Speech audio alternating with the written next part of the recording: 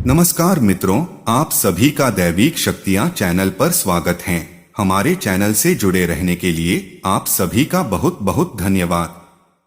मित्रों, आज के इस वीडियो में हम आपको डायन, भूत, प्रेत, काला जादू जैसी नकारात्मक शक्तियों से शरीर और घर की रक्षा करने के अचूक उपाय को बताने वाले हैं। इस वीडियो में हम यह जानेंगे कि आखिर सुरक्षा कवच क्यों जरूर है और इसे कैसे किया जाना चाहिए। मित्रों, देह रक्षा मंत्र का प्रयोग करने के कई सारे फायदे होते हैं। देह रक्षा मंत्र आपको अवश्य प्रयोग करना चाहिए। यदि आपको देह को नुकसान होने का डर हो तो यहाँ पर हम आपको देह रक्षा मंत्र के कुछ खास तरह के फायदे और सामान्य उपयोग के बारे में बताएंगे। यदि आप एक साधक हैं तो आपको साधना काल के अंदर निडर होना जरूरी होता है। यदि आप निडर नहीं होंगे तो ताकतें आपके मन के ऊपर प्रभाव डालेंगी और आप साधना से भाग खड़े होंगे। ऐसी स्थिति में आपको नुकसान हो सकता है।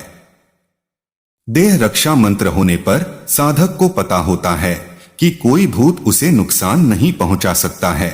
भले ही वह बाहर कुछ भी करे, लेकिन आपके शरीर को नुकसान नहीं पहुंचा सकता है, जो आपके मन में निडरता का भाव पैदा करता है। मित्रों, एक इंसान जब कोई साधना करता है और वह साधना बहुत ही उग्र है तो देह रक्षा मंत्र उसके लिए बहुत ही काम का होता है। जैसे कोई गणेश की साधना कर रहा है तो गणेश एक उग्र शक्ति है, और यदि आप देह रक्षा मंत्र प्रयोग नहीं कर रहे हैं तो वह भी आपके लिए नुकसान पहुंचा सकती है। उसी प्रकार से कुछ लोग अप्सरा साधना करने के लिए जंगल में जाते हैं और वहां पर साधना करते हैं। ऐसी साधना से कोई प्रेत आपकी ओर आकर्षित हो सकता है और वह आपको नुकसान पहुंचा सकता है।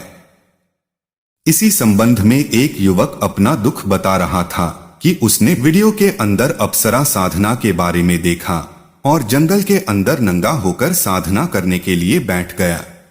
उसके बाद एक दिन में ही अप्सरा सिद्ध हो गई। असल में वह जिसे अप्सरा समझ रहा था वह एक प्रेतनी थी जो उसकी गर्लफ्रेंड बनकर उसके साथ रहने लगी। कुछ समय तो उसे पता नहीं चला, लेकिन बाद में वह उसे हर वक्त परेशान करने लगी तो वह किसी तांत्रिक के पास गया। यह युवक भी बिना देह रक्षा के और गलत तरीके से साधना कर रहा था। यदि कोई भयंकर शक्ति होती तो वह उसे मार भी सकती थी।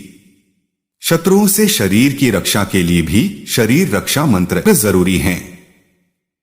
यदि आपको यह लगता है कि आपके चारों ओर शत्रु हैं और आपको मारने की फिराक में हैं, आपकी जान को खतरा है, तो ऐसे में देह रक्षा मंत्र काम करता है।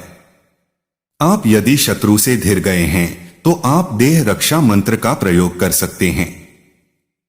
इसी प्रकार से यदि आप किसी जंगल के अंदर फंस गए हैं और आपको वहां पर जंगली जानवरों का खतरा है तो देह रक्षा मंत्र का प्रयोग करते हुए अपने चारों ओर सुरक्षा घेरा बनाएं। ऐसा करने से आपकी देह रक्षा होगी। कई बार ऐसा होता है कि हमें रात बिरात कहीं पर जाना पड़ता है। ऐसी स्थिति के अंदर हमें यह डर सताता रहता है कि कहीं कोई भूत प्रेत हमको कोई नुकसान पहुंचा ना दे। तो इस स्थिति के अंदर देह रक्षा मंत्र का प्रयोग करना बेहद आवश्यक होता है। मित्रों, जब साधक सूक्ष्म जगत में प्रवेश करता है यानी तंत्र मंत्र की दुनिया से जुड़ता है तो ऐसी स्थिति में साधक के आसपास के अन्य डायन या तांत्रिक साधक के ऊपर शक्तियों का प्रहार करता है, जिससे साधक को भारी मात्रा में नुकसान उठाना पड़ता है। कभी कभी तो साधक की मृत्यु भी हो जाती है यदि साधक का शरीर सुरक्षा कवच से विरक्त रहता है तो। कई ऐसे भी काला जादू करने वाले साधक होते हैं जो नकारात्मक शक्तियों को सिद्ध किया रहता है। और जब कोई साधक पहली बार तंत्र मंत्र की दुनिया में प्रवेश करता है तो काला जादू का ज्ञान रखने वाला साधक घृणावश नए साधक के ऊपर नकारात्मक शक्तियों का प्रहार करता है। अगर साधक शरीर रक्षा कवच धारण किए रहता है तो उसे हानि नहीं पहुंचती है, अन्यथा साधक को भारी मात्रा में क्षति पहुंचती है। कभी कभी तो साधक खून की उल्टी करके मर जाता है। इसलिए हर साधक को शरीर रक्षा मंत्र का उपयोग करना चाहिए। साधना के समय सबसे पहले यही कार्य करना आवश्यक है। अब चलिए देह रक्षा मंत्र का प्रयोग करते समय क्या सावधानियां रखनी चाहिए उसे समझते हैं।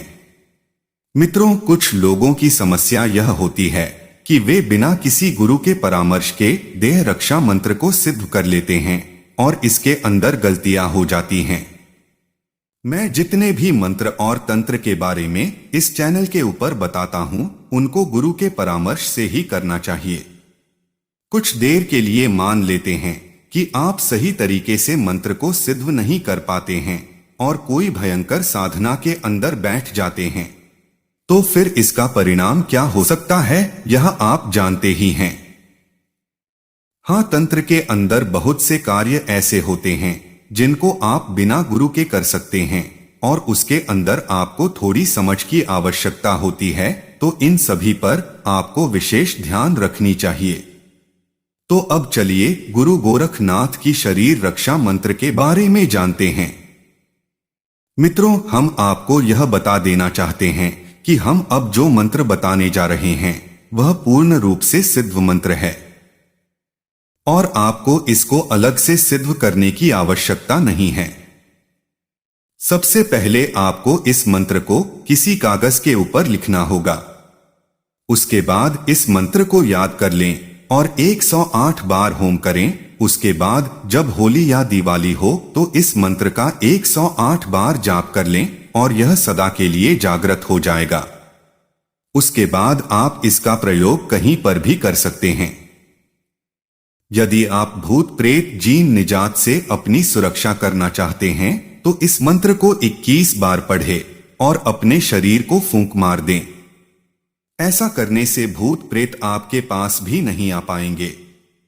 दूसरा तरीका यह है कि यदि आप अपने शत्रुओं से शरीर की रक्षा करना चाहते हैं तो भी आप इस मंत्र का प्रयोग कर सकते हैं। इसके लिए आपको मंत्र को 41 बार पढ़ना होगा। अपने हाथों पर फूंक मार कर 3 ताली बजाएं। इसी प्रकार से जब आप कोई साधना कर रहे हों और सुरक्षा घेरा बनाना हो तो मंत्र को 51 बार पढ़ें और चाकू से घेरा बनाएं और चाकू को वहीं पर रोक दें। जब साधना पूर्ण हो जाए तो चाकू से घरे के ऊपर क्रॉस करते हुए बाहर निकल जाएं। मंत्र इस प्रकार है।